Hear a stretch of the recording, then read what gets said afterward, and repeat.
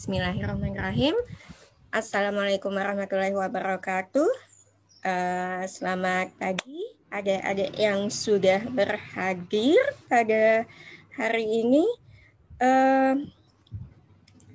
Jadi kita melanjutkan yang tersisa dari minggu lalu. By the way, a little bit housekeeping stuff. Materi untuk hari ini sudah saya upload di Simari, kemudian juga absensi sudah bisa diisi dari jam 8 sampai dengan jam 11, jadi silahkan dilihat di Simari, termasuk juga karena perubahan kurikulum dan administration technical staff,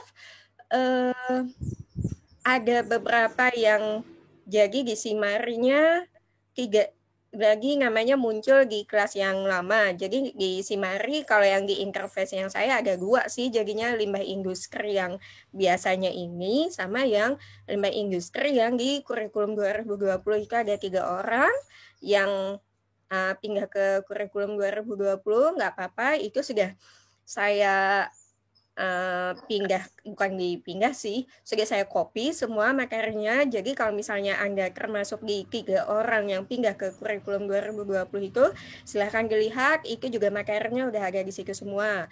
Absen juga silahkan diisi. Kemudian, kita mulai saja. Pada minggu ini kita masih membahas tentang green chemistry. Minggu lalu kita sudah membicarakan tentang beberapa hal. Ada apa sih namanya? Yang pertama kita sudah membicarakan tentang definisi dari kimia hijau. Apa itu kimia hijau? Definisinya seperti apa? Ingat, kimia hijau pada dasarnya kita ingin mendesain suatu produk dan proses reaksi kimia yang tetap memiliki nilai yang tetap fungsional, akan tetapi juga kita berusaha mendesain produk atau proses kimia tersebut supaya dampaknya terhadap lingkungan itu seminimal mungkin. Kemudian juga kita sudah melihat ada 2 tujuan utama dari kimia hijau. Kemudian juga untuk mewujudkan tujuan dari green chemistry tadi, untuk mewujudkan tujuan dari kimia hijau, itu diimplementasikan dalam 12 prinsip green chemistry atau 12 prinsip kimia hijau. Minggu lalu kita sudah lihat mulai dari prinsip pertama sampai dengan kelima. Yang pertama adalah pencegahan. Pencegahan itu selalu lebih baik dibandingkan menghasilkannya.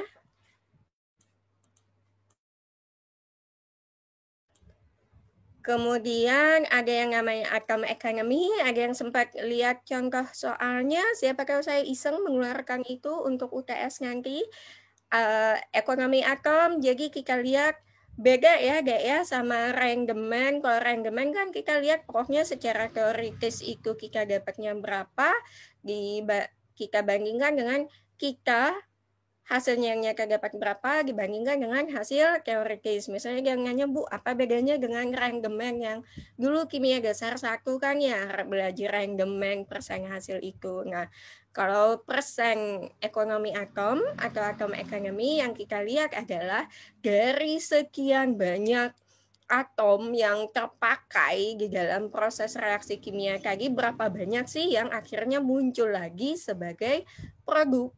Jadi yang diinginkan tentu saja atom ekonomi yang lebih tinggi. Jadi sedapat mungkin kita mengurangi byproduct atau hasil sampingan, kemudian juga kita mengurangi pemakaian reagen yang berlebihan. Jadi sedapat mungkin pokoknya semua yang dipakai itu gitu loh yang jadi hasil.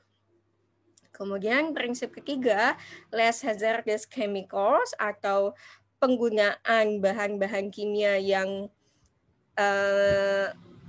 toksisitasnya lebih rendah. Jadi gimana caranya supaya dalam suatu proses sintesis kimia, bahan-bahan yang kita gunakan, bahan utama, raw material ataupun bahan penunjangnya itu sedapat mungkin berasal dari sedapat mungkin dia sifatnya itu tidak membahayakan, atau setidaknya tidak sebegitu membahayakannya kita cari yang toksisitasnya kurang, at least ya kayak gitu. Kemudian juga design saver chemical products, kita ingin mendesain produk kimia yang lebih aman, yang hasilnya itu, produknya itu tetap fungsional tapi tidak membahayakan. Contohnya sekarang cat itu tidak lagi, kalau di Indonesia mungkin masih ya, karena di Indonesia pun sebetulnya masih ditetapkan ada batas maksimalnya. Kalau di negara-negara lain memang sudah betul-betul di ban gitu, udah nggak boleh timbal.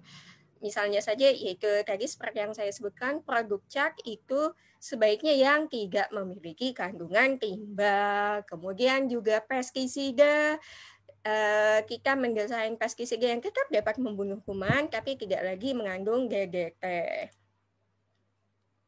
Oke, ternyata gertagi kameranya. Kemudian juga prinsip kelima adalah saver solvent and auxiliaries. Jadi dalam proses kimia sedapat mungkin kita menggunakan pelarut-pelarut yang lebih aman, dan auxiliaries apa kemarin ada yang masih ingat? Bahan-bahan yang ditambahkan sebetulnya dia tidak sebetulnya dia tidak berpengaruh terhadap struktur dari produk itu sendiri, tapi memperbaiki kualitasnya.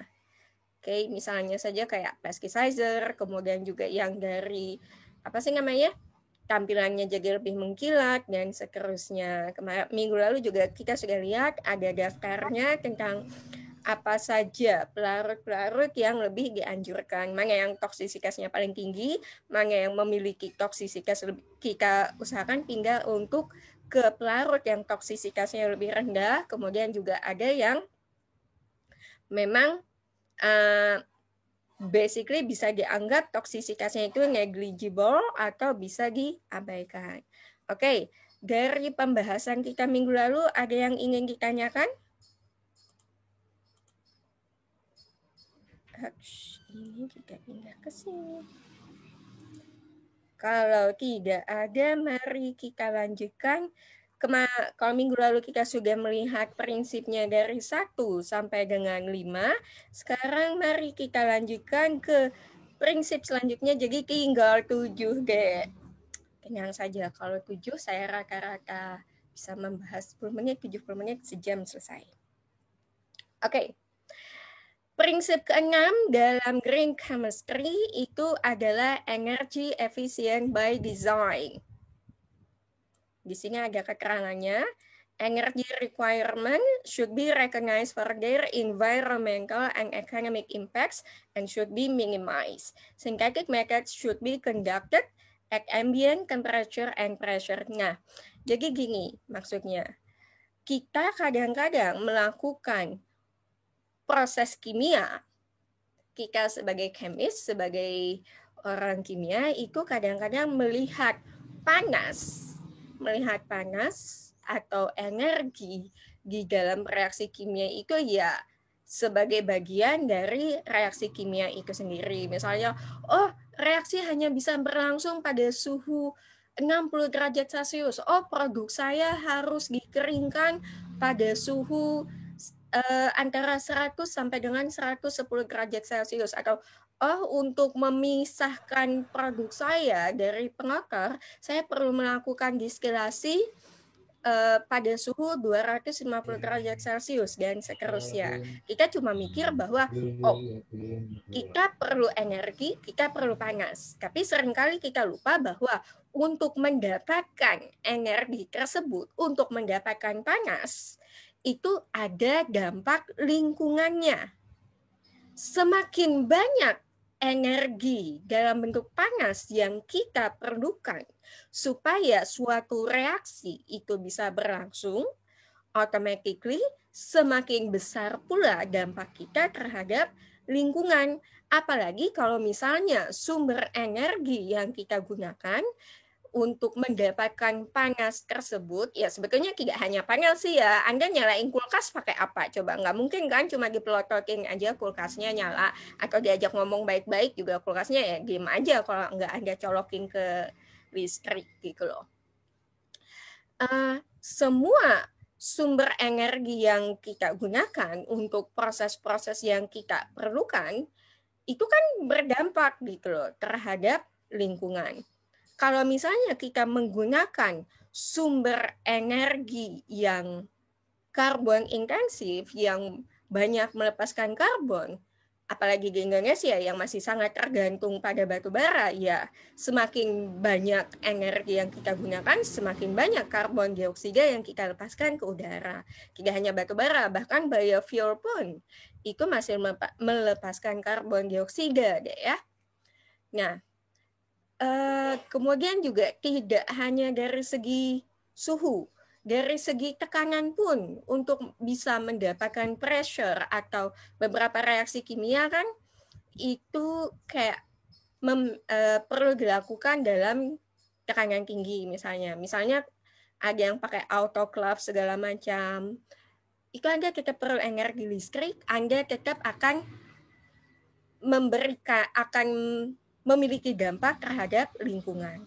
Jadi pada prinsip ke-6 ini adalah bagaimana caranya kita mendesain suatu proses kimia yang sedapat mungkin tidak banyak memerlukan tambahan energi.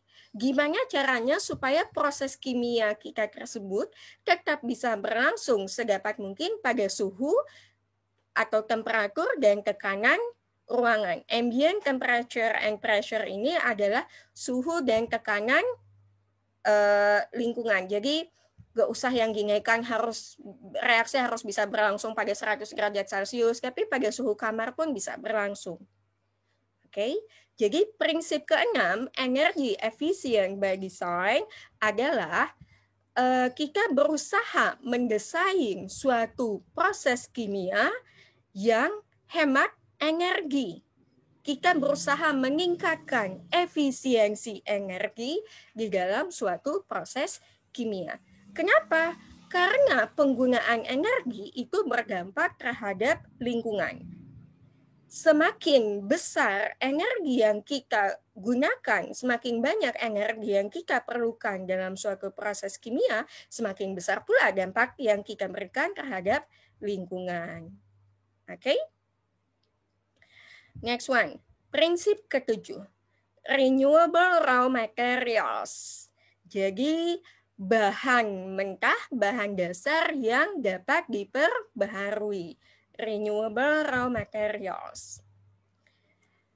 Raw materials or feedstock should be renewable rather than depleting whenever technically and economically practicable. Jadi sedapat mungkin untuk dapat menghasilkan suatu produk sedapat mungkin dalam proses kimia, bahan mentah yang kita gunakan itu adalah bahan mentah yang dapat diperbaharui.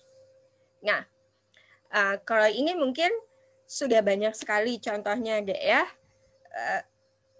Kalau misalnya ada yang langsung kepikir, oh artinya salah satunya kita beralih sumber energi ya Bu, ya itu salah satunya.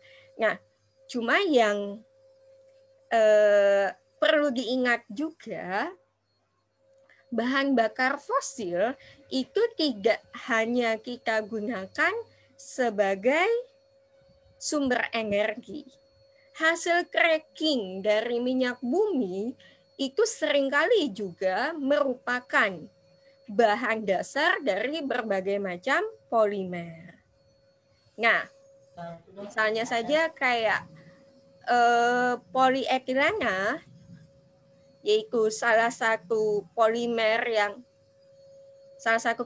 yang sangat umum kita temukan, itu etilennya berasal dari hasil cracking minyak bumi. Kemudian juga kayak contoh minggu lalu nilon ya, nilon itu juga benzennya itu juga derive gitu, diturunkan dari hasil cracking minyak bumi dan seterusnya. Nah, jadi seperti yang disebutkan di sini, one of the examples of this step is choosing between the petroleum feedstock and biological feedstock. The challenge of Principle 7 is to extract and convert more into useful chemicals. Jadi, pada prinsip ketujuh ini, salah satu contoh utamanya adalah bagaimana caranya supaya kita berpindah dari bahan dasar yang rata-rata berasal dari hasil cracking atau perengkahan minyak bumi ke biomaterial, biological feedstock. Jadi tantangan kita di sini sebagai orang kimia adalah bagaimana nih cara mengkonversi biomaterial tersebut supaya bisa menjadi chemicals yang dapat digunakan. Nah, ini adalah salah satu contohnya. THF ada yang ingat, THF adalah tetrahidrofuran. Tetrahidrofuran ini juga adalah salah satu chemicals yang banyak sekali digunakan di dalam industri kimia, dan secara tradisional, secara konvensional, tetrahidrofuran ini, sebentar, mari kita pakai petunjuk, pakai tunjuk-tunjuk ya, laser pointer. Tetrahidrofuran atau THF ini merupakan salah satu bahan dasar yang banyak sekali digunakan dalam berbagai industri kimia. Tetrahidrofuran ini disintesisnya sebagai hasil reaksi antara formaldehida dengan asetilena. Asetilena ini berasal dari mana? Asetilena ini berasal dari hasil perengkahan minyak bumi. Ini petroleum base juga. Nah, sebagaimana yang kita tahu, kalau dia berasal dari hasil perengkahan minyak bumi, dia berasal dari dari salah satu derivatisasi bahan bakar fosil, ya practically dia bisa kita katakan non-renewable, tidak dapat diperbaharui. Nah, selanjutnya sekarang kita punya jalur sintesis alternatif. Wait.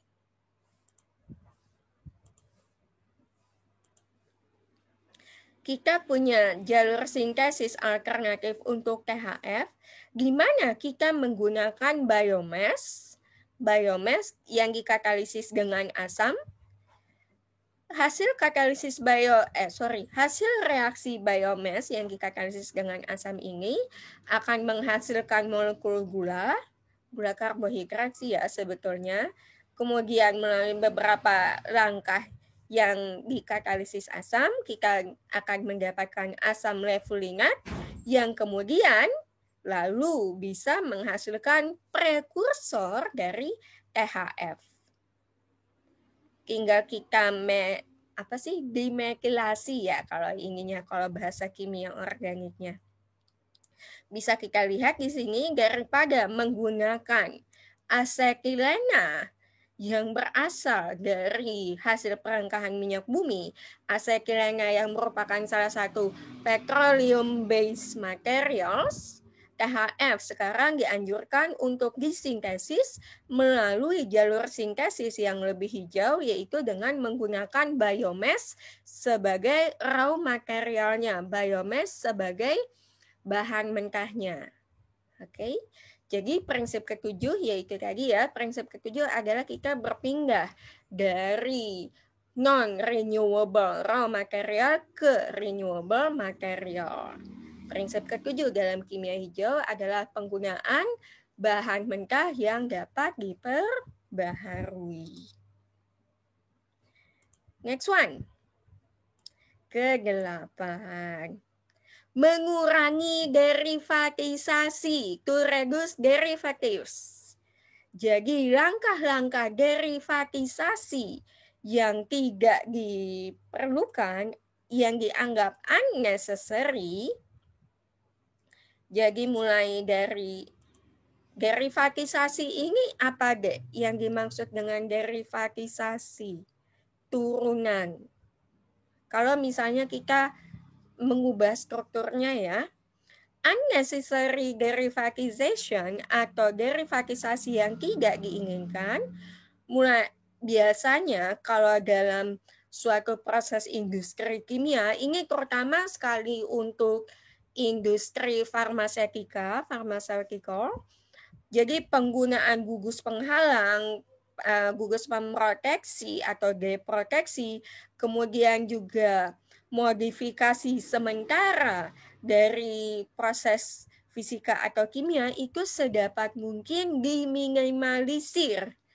Ya syukur-syukur kalau misalnya bisa kita hindari. Kenapa? Karena kalau kita melakukan derivatisasi, otomatis kita memerlukan tambahan reagen.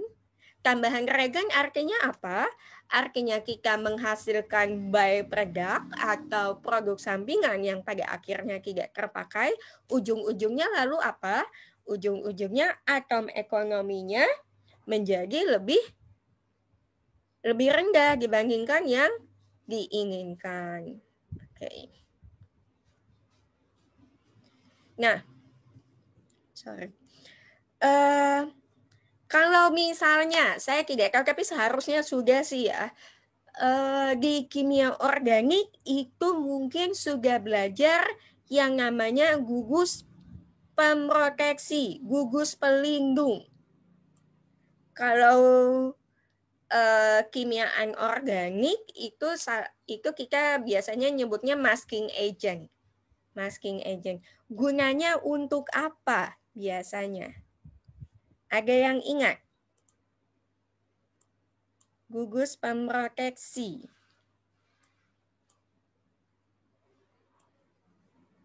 Tujuannya untuk apa? Proteksi gugus.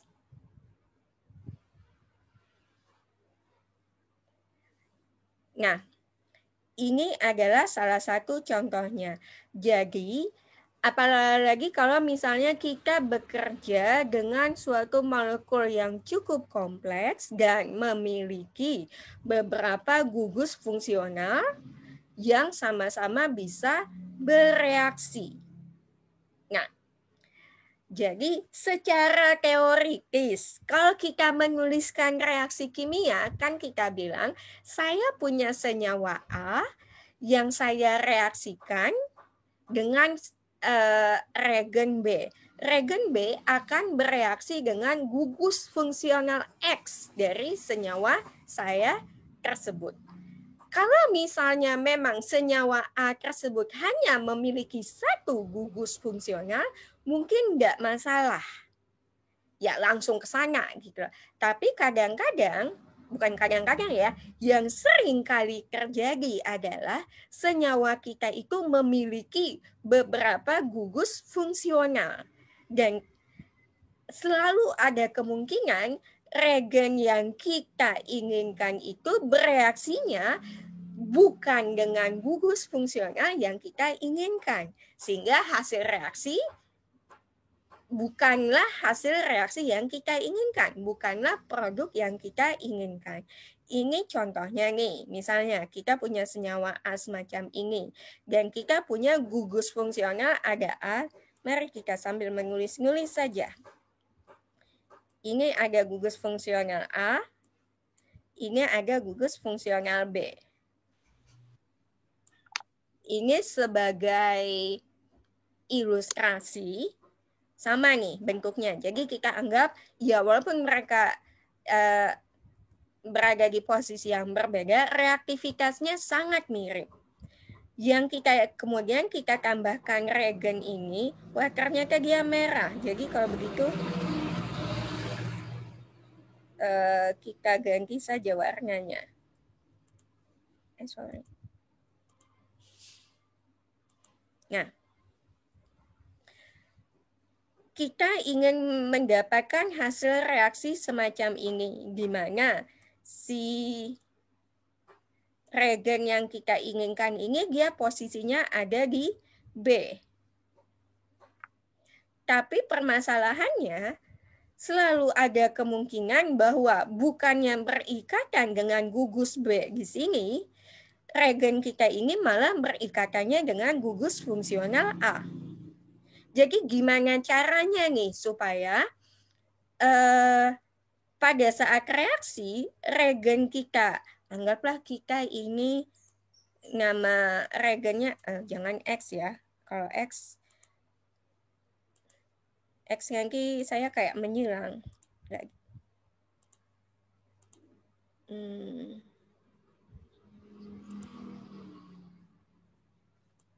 Anggaplah ini adalah Y. Bagaimana caranya supaya si Y ini hanya berikatan dengan gugus fungsional B? Ya, caranya gimana? Ya ditutuplah si gugus A ini dengan menggunakan agen pelindung, gugus pelindung. Untuk sementara kita melindungi gugus A ini supaya dia tidak. Jadi gugus A di sini kita tutupi dengan gugus pelindung, blocking groups atau protecting group dengan agen pelindung supaya pada saat kita mereaksikan senyawa kita ini dengan regennya, si regen kita ini ya dia lalu akan berikatan pada posisi yang kita inginkan.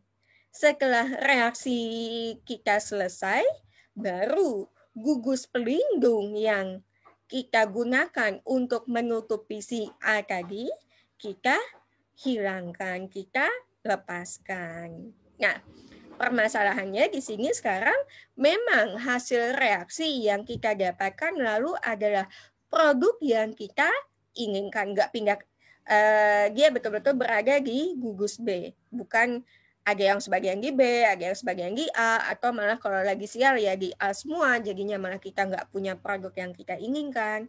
Tapi di sisi lain, kita jadi punya byproduct, kita jadi punya hasil sampingan, yaitu gugus pemproteksi yang sudah tidak kita gunakan lagi. Nah, jadi kalau di dalam ini, kalau dalam green chemistry, prinsip ke-8 adalah sedapat mungkin kita mereduksi derivatisasi semacam ini. Sedapat mungkin kita mengurangi penggunaan gugus-gugus pelindung, kita sedapat mungkin mengurangi modifikasi struktur sementara seperti yang terjadi semacam ini. Caranya bagaimana? Nah, disinilah lalu ada yang mengambil enzimologi. Disinilah lalu yang namanya enzim itu seringkali sangat berguna. Kenapa? Karena seperti yang kita ketahui, yang namanya enzim itu kerjanya sangat spesifik. Dia hanya akan bereaksi pada satu gugus fungsional tertentu yang memang spesifik untuk dirinya. Ingat nggak kalau dalam Kalau dalam enzim itu ada istilahnya apa?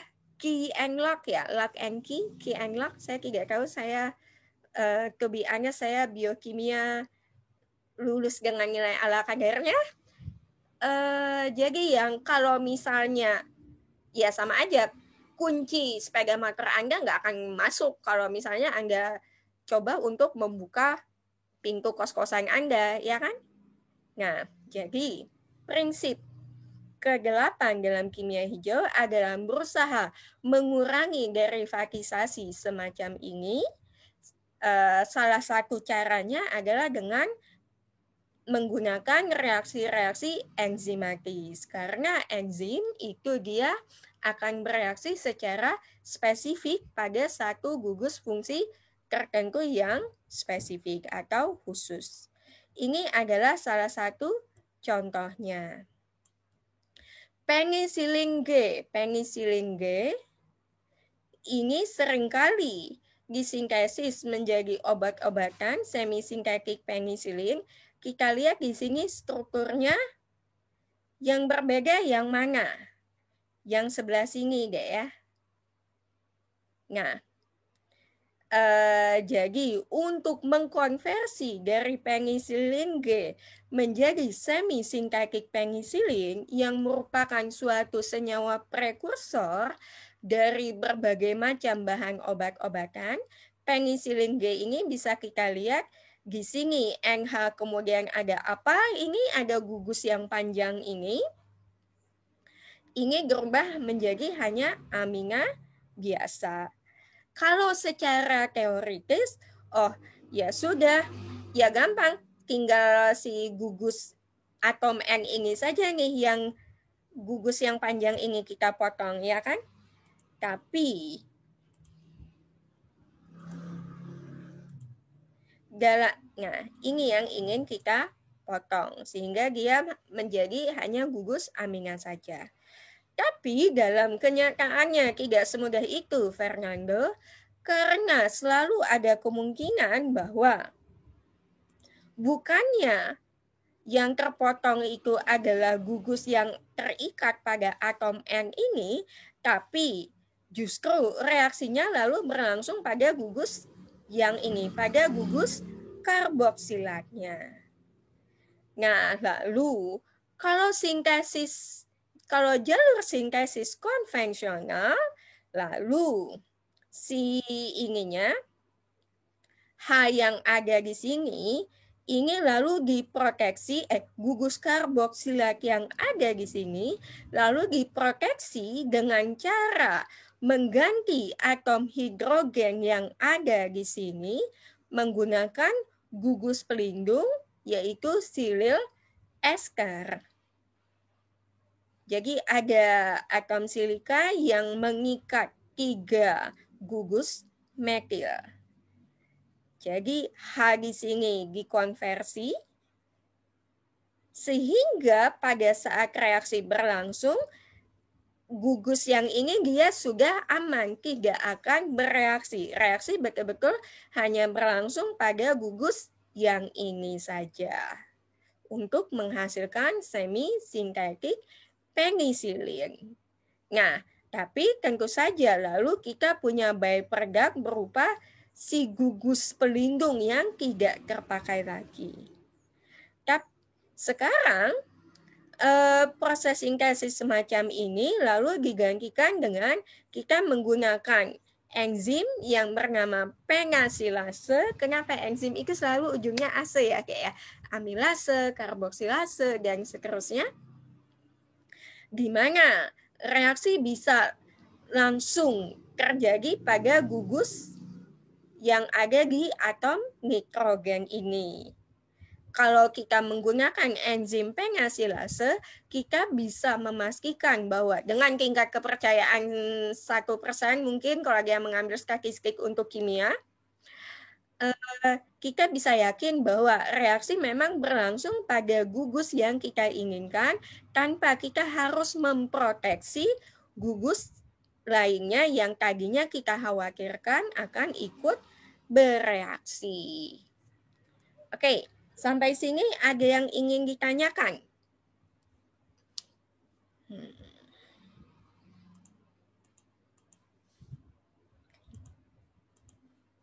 Tidak ada. Jadi kalau misalnya saya tanya waktu UTS nanti, apa yang dimaksud dengan gugus pelindung di dalam reaksi kimia dan kenapa penggunaannya tidak diinginkan di dalam kimia hijau, kalian bisa jawab ya. Kenapa gugus pemproteksi sedapat mungkin dihindari penggunaannya? Kenapa prinsip kimia hijau itu sedapat mungkin mereduksi penggunaan gugus pelindung? Karena pemakaian gugus pelindung dalam reaksi kimia itu akan menambah jumlah langkah sintesis yang diperlukan, sehingga menambah jumlah byproduct, menambah limbah, yang otomatis berpotensi menambah limbah, dan juga mengurangi atom ekonominya. Bagaimana cara kita mengurangi pemakaian, mengurangi penggunaan gugus pelindung dalam suatu proses reaksi kimia? Sedapat mungkin kalau bisa reaksi kimianya itu dilakukan dengan menggunakan enzim. Ya, kita tinggal 2 minggu lagi loh UTS, jadi tolong ya sambil mulai dikumpulkan catatan-catatan, sambil mulai fotokopi catatan temannya. Oke. Selanjutnya, prinsip yang ke-9 dari kimia hijau, catalytic methodologies. Catalytic methodologies. Jadi, prinsip kimia hijau yang ke-9 itu adalah mendorong penggunaan katalis.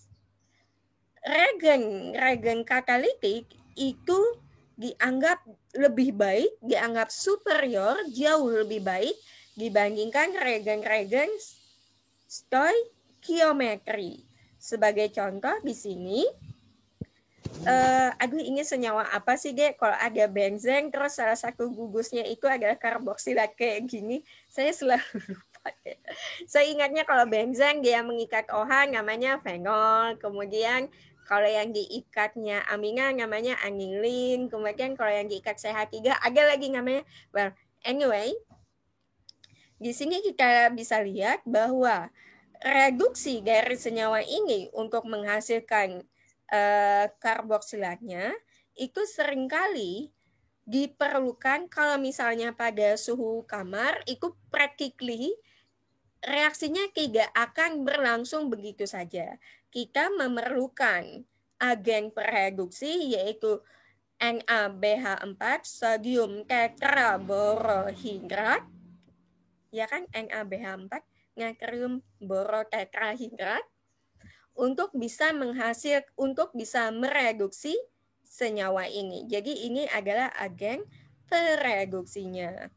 Akan tetapi kalau misalnya jalur sintesisnya kita lakukan dengan cara ini, tentu saja selain produk, kita dapat produk, jangan lupa bahwa kita juga menghasilkan limbah, menghasilkan byproduct, yaitu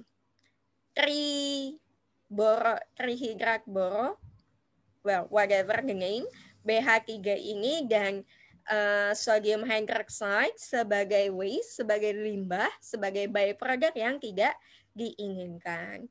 Kenapa agen pereduksinya harus menggunakan ini? Karena pada suhu kamar reaksi tidak akan berlangsung begitu saja dengan sendirinya.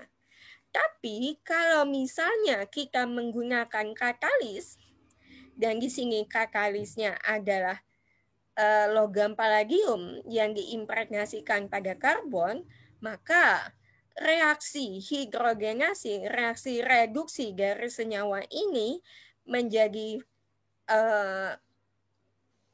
senyawa karboksilatnya itu bisa berlangsung. Dan karena kita menggunakan katalisnya setelah reaksinya sudah selesai, katalisnya balik lagi ke bentuk semula dan bisa diregenerasi untuk digunakan kembali, otomatis kita menghasilkan lebih sedikit limbah, kita menghasilkan lebih sedikit byproduct atau hasil sampingan, atom ekonominya menjadi lebih tinggi atau lebih rendah, Dek?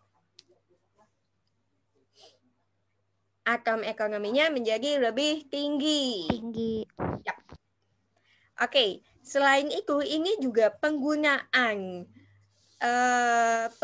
katalis ini erat hubungannya dengan kira-kira dengan prinsip green chemistry yang mana lagi? Coba kira-kira. Dari 1 sampai 8 tadi, penggunaan katalis ini juga sangat mensupport, sangat erat hubungannya dengan prinsip yang mana?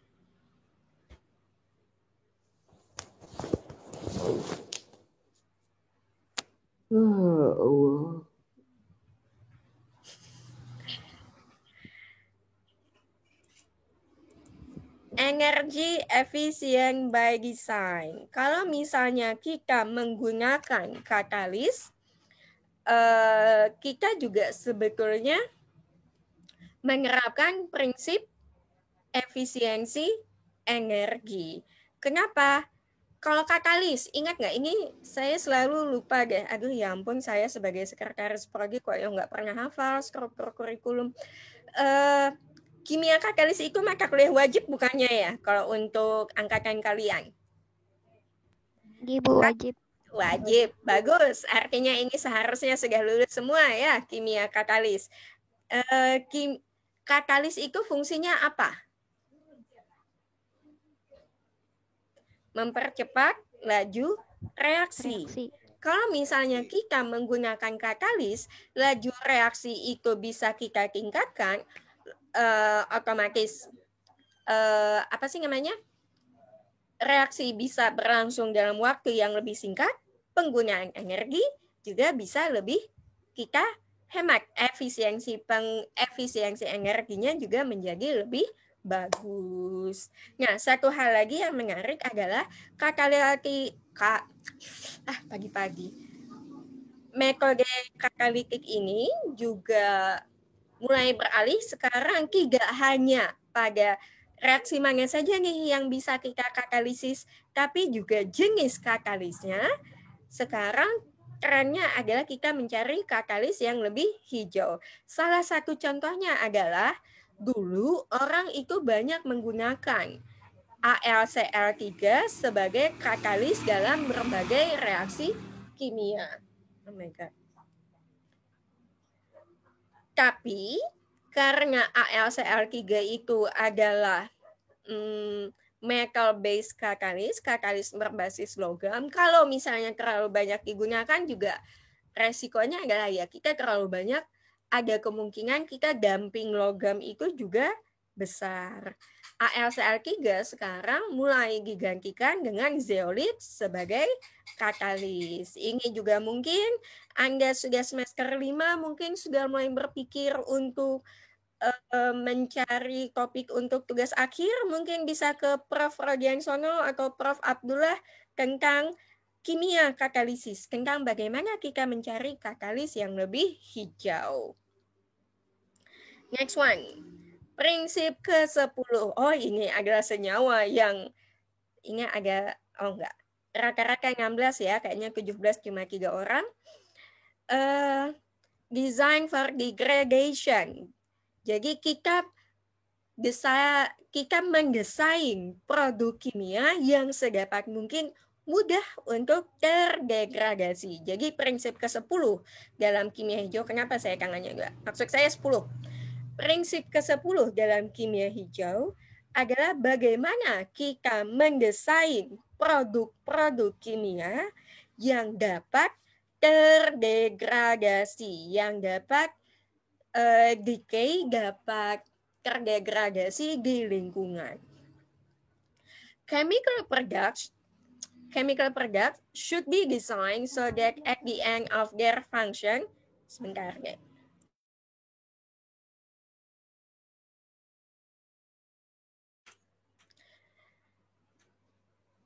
Chemical products should be designed so that at the end of their function, they break down into innocuous degradation products and do not persist in the environment.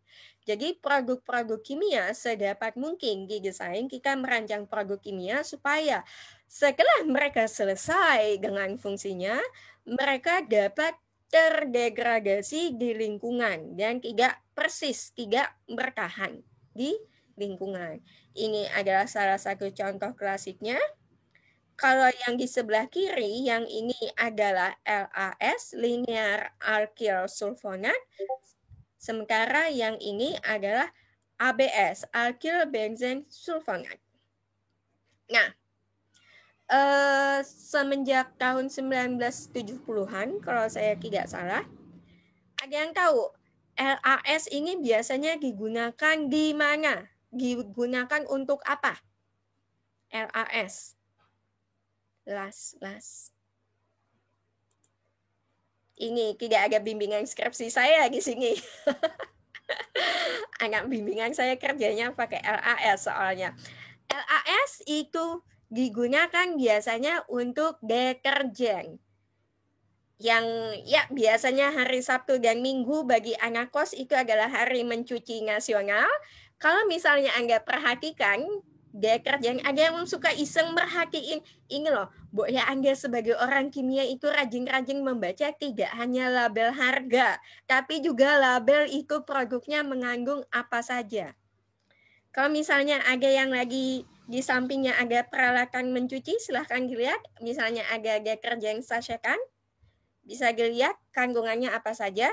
Biasanya LAS adalah salah satu komponen utama di dalam deterjen karena dia berfungsi di sini sebagai surfaktan. Nah, semenjak tahun 1970-an, ABS ini sudah dilarang penggunaannya di dalam deterjen. Kenapa? Padahal antara LAS dengan ABS, toksisitas LAS ini relatif lebih tinggi dibandingkan toksisitas ABS. Tapi justru ABS yang dilarang penggunaannya di dalam deterjen. Sekarang deterjen itu sedapat mungkin, sebagian besar deterjen itu pakainya LAS. Kenapa? Bukannya si LAS ini lebih beracun. Iya, dia lebih beracun kalau dia dalam bentuknya yang seperti ini. Tapi perbedaannya antara LAS dengan ABS yang ada di sini, LAS ini jauh lebih mudah terdegradasi di lingkungan dibandingkan dengan ABS. ABS ini practically Anda nyuci pakai ABS ini 250 tahun yang akan datang, sisa-sisa ABS-nya ya bentuknya masih gini-gini aja deh. Dia sulit untuk terdegradasi, apalagi termineralisasi. Sementara LAS ini jauh lebih cepat terdegradasi di lingkungan. Apalagi kalau misalnya LAS ini dia juga dapat mengalami fotodegradasi. Kira-kira kenapa antara LAS dengan ABS ini LAS yang lebih mudah terdegradasi?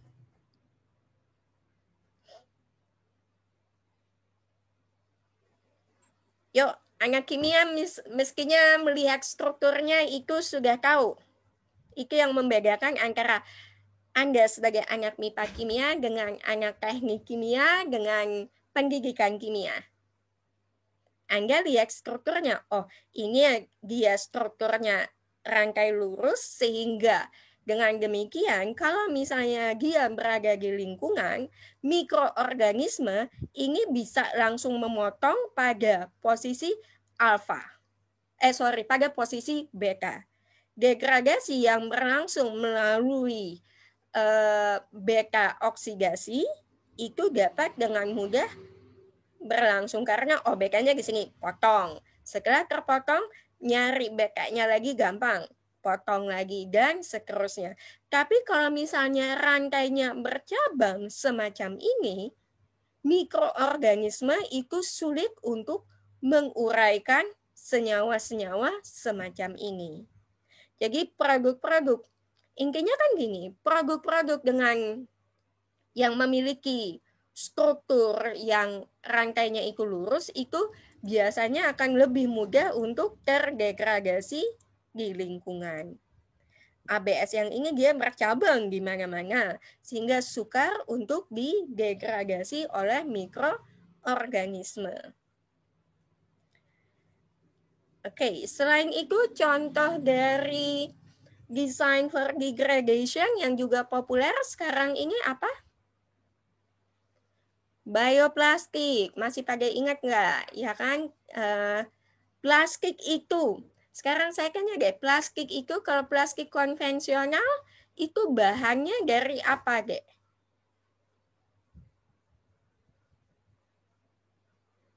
Rata-rata plastik itu kan polimer. Polimer rata-rata monomer dari plastik konvensional yang ada sekarang, itu rata-rata monomernya berasal dari cracking minyak bumi, hasil perengkahan minyak bumi.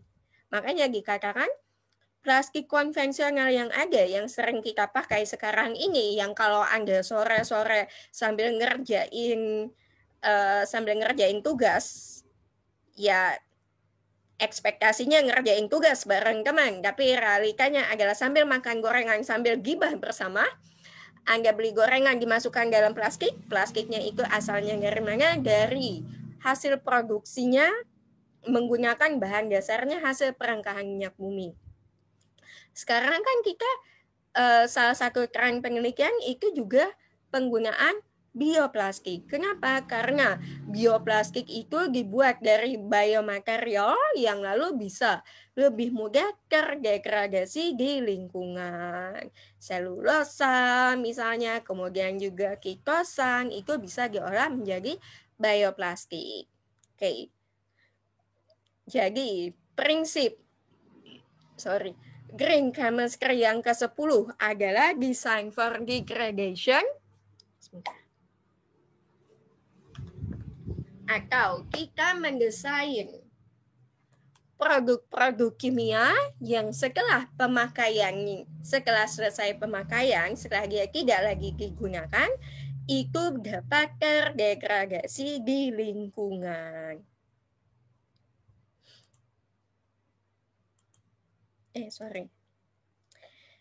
Sekarang yang ke-11, prinsip ke-11, real-time analysis for pollution prevention. Analisis real-time untuk pencegahan polusi. Sebetulnya tidak hanya untuk pencegahan polusi sih, tapi juga pencegahan kecelakaan. Real-time analysis for pollution prevention. Analytical methodologies need to be further developed to allow for real-time in-process monitoring and control prior to the formation of hazardous substances. Jadi, prinsip green chemistry yang ke-11 itu adalah pengembangan analisis real-time supaya kita dapat melakukan monitoring terhadap proses atau reaksi kimia yang sedang berlangsung. Jadi, sedapat mungkin kita mengembangkan metode analisis yang dapat menganalisis tidak hanya waktu produknya sudah jadi, tapi juga selama proses reaksi, kita bisa memonitor reaksinya ini berlangsung. Apakah masih berlangsung? Apakah sudah tuntas? Apakah sudah seimbang? Apakah ada hal-hal yang tidak diinginkan terjadi? Kayak gini aja deh, sebagian besar anak kos lah ya. Kalau misalnya Anda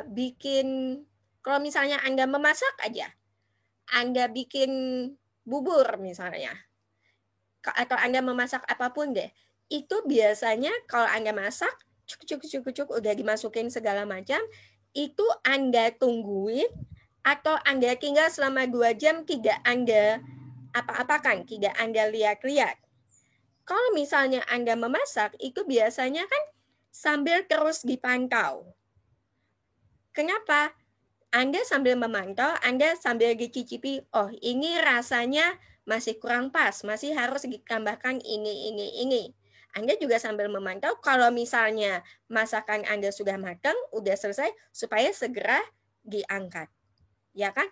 Atau kalau misalnya ada yang tiba-tiba salah dengan masakan Anda bisa segera melakukan langkah untuk untuk mengatasinya. Entah itu lalu Anda tambahkan bumbu yang lain, atau misalnya udah keburu gosong, segera Anda angkat dari kompor misalnya. Sama halnya dalam proses reaksi kimia. Kalau misalnya kita bisa mengembangkan suatu metode analisis yang dapat memonitor jalannya reaksi. Kalau misalnya reaksi tidak berjalan sebagaimana seharusnya, kita bisa segera tahu, supaya segera ditangani. Kalau misalnya reaksinya sudah selesai, kita bisa segera tahu supaya entah perangkatnya bisa segera kita matikan atau produknya segera kita angkat, yang otomatis juga berdampak pada efisiensi energi. Kalau misalnya dalam reaksi kita bisa mengembangkan sistem monitoring, sistem analisis yang dapat memonitor jalannya reaksi. Kalau dalam reaksi tiba-tiba terbentuk katakanlah produk sampingan yang ternyata toksik atau berbahaya, bisa segera terdeteksi, bisa segera ditangani. Oke? Jadi, prinsip green chemistry yang ke-11 adalah analisis real time terhadap jalannya reaksi. Tujuannya apa? Tujuannya salah satunya adalah untuk efisiensi energi, karena begitu reaksi tuntas berlangsung, proses reaksi bisa segera kita hentikan. Nggak usah sampai nunggu minyaknya habis atau segala macam, bisa segera langsung kita hentikan prosesnya. Kemudian juga melalui real-time analysis ini, kita bisa segera mendeteksi kalau misalnya ada hal-hal yang tidak diinginkan terjadi. Misalnya terbentuknya produk sampingan yang tidak diinginkan atau terbentuknya produk sampingan yang ternyata toksik atau berbahaya, itu kita bisa segera melakukan penanganan sebagaimana seharusnya. Okay. Next one. Last one, yang terakhir deh. Yay. Inherently safer chemistry. Jadi, proses kimia yang lebih aman. Ini lebih ke prinsip ke-12 ini, pada dasarnya lebih pada prinsip keselamatan kerja.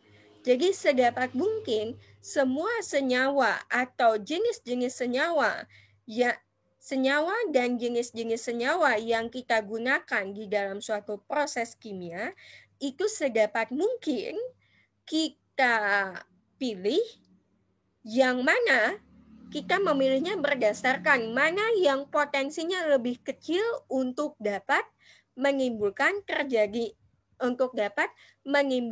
kecelakaan kimia. Termasuk juga rilisnya, misalnya kebocoran dan segala macam, explosion, ledakan maupun kebakaran. Yang sudah pernah ngambil K3, bukan seharusnya sudah pernah ngambil semua ya, karena kan mata kuliah wajib. Ini juga termasuk bagaimana supaya pada saat Anda bekerja, pada saat kita bekerja di dalam lab kimia, penempatannya yang flammable itu bagaimana menyimpannya. Bahan-bahan yang mudah terbakar itu penyimpanannya ada caranya sendiri, bahan-bahan yang mudah meledak itu ada caranya sendiri, bahan-bahan yang mungkin kalau misalnya spill itu, kalau misalnya tumpah itu mudah menguap dan mudah terhirup, padahal berbahaya itu, bagaimana penyimpanannya. Termasuk kalau misalnya nanti Anda sudah mulai nge-lab, ini adalah bagaimana Anda menyimpan bahan-bahan Anda dengan aman. Menyimpannya dengan aman itu salah satunya adalah ini yang suka lupa, dikasih label. Coba antara H2O dengan HCl dengan NaOH 5 normal dengan asam asetat sih kelihatan ya kalau glasial. Itu bedanya apa secara visual? Anda taruh di glass beaker tanpa dikasih label, itu bentuknya sama semua deh. Jadi inherently safer chemistry salah satunya adalah pelabelan. Anda meletakkan bahan-bahan kimia sesuai dengan aturan penyimpanan, diberi label. Nah, kemudian juga ini adalah salah satu contohnya. Pada tahun 1984, salah satu pabrik pestisida yang ada di India itu meledak. Dan pabrik pestisida tersebut itu menggunakan metil isosianat. Jadi pada saat karena proses handlingnya yang waktu itu tidak sesuai prosedur, lalu terjadi ledakan, dan metil isosianatnya lalu ikut lepas ke udara. Lepas ke udara, jadi 3.800 ini meninggal tidak hanya karena ledakannya per se, tapi juga akibat metil isosianat, akibat para korban itu menghirup metil isosianat yang dilepaskan ke udara, yang terlepas ke udara akibat ledakan tersebut. Dan sampai sekarang pun daerah di Bhopal ini tanahnya masih mengandung metil isosianat dan turunannya. Seandainya pabrik pestisida ini menggunakan metilamin yang relatif tidak sebegitu, yang toksisitasnya lebih rendah dibanding metil isosianat, dan juga tingkat flammabilitas, bahasa Indonesianya flammability itu, kemampuannya untuk meledak atau terbakar itu juga lebih rendah dibandingkan metil isosianat, maka kecelakaan kerja semacam ini bisa dihindari. Jadi prinsip kimia hijau yang ke-12 adalah mendesain proses kimia yang lebih aman, mulai dari pemilihan bahan kimianya, handling bahan kimianya, kemudian juga proses kerja. Jadi inherently safer chemistry dari segi K3-nya.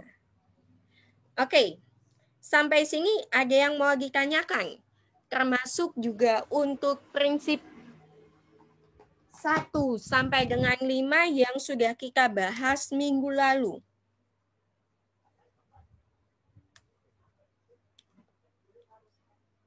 Tidak ada? Karena itu adalah slide terakhir untuk hari ini. Jadi, Ibu ingin bertanya. Ya, silakan. Ada yang mau tanya ya? Sorry, ini saya.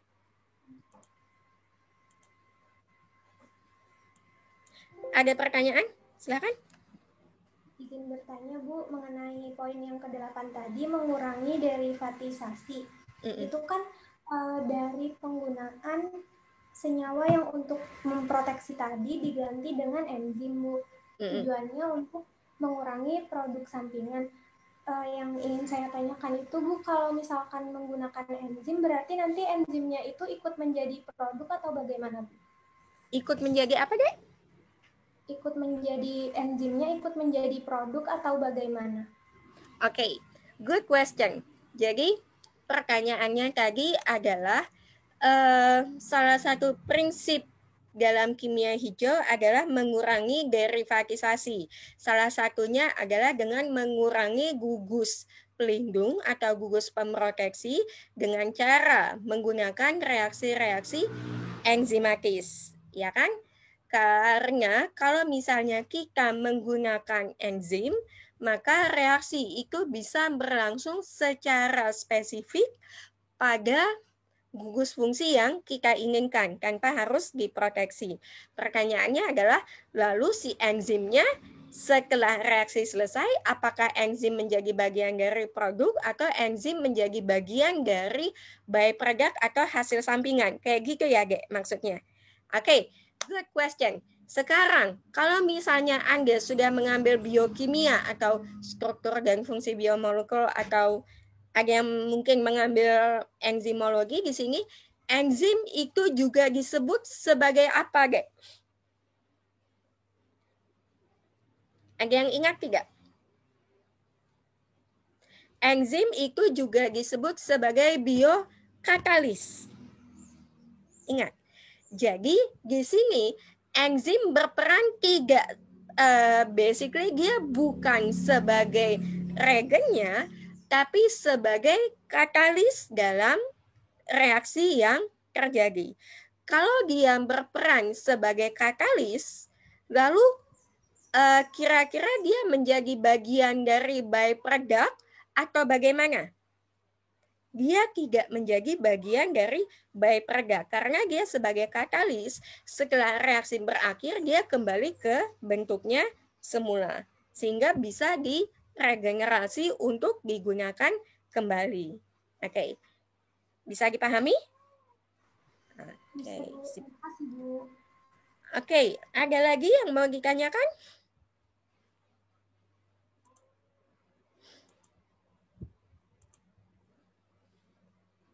Tidak ada? Yakin? Kalau tidak ada, kayaknya kita ini sudah pertemuan keberapa sih? Let me check. 3, 4, ini kelima ya. Pertemuan kelima. Kemudian kalau saya tidak salah masih ada 2 lagi sebelum mulai ini, sebelum kita masuk ke UTS. Jangan lupa seharusnya by this week at least kalian dan teman-teman sekelompoknya sudah bisa menentukan proyek kalian itu paling tidak sudah ketemu industrinya kalian mau milih apa.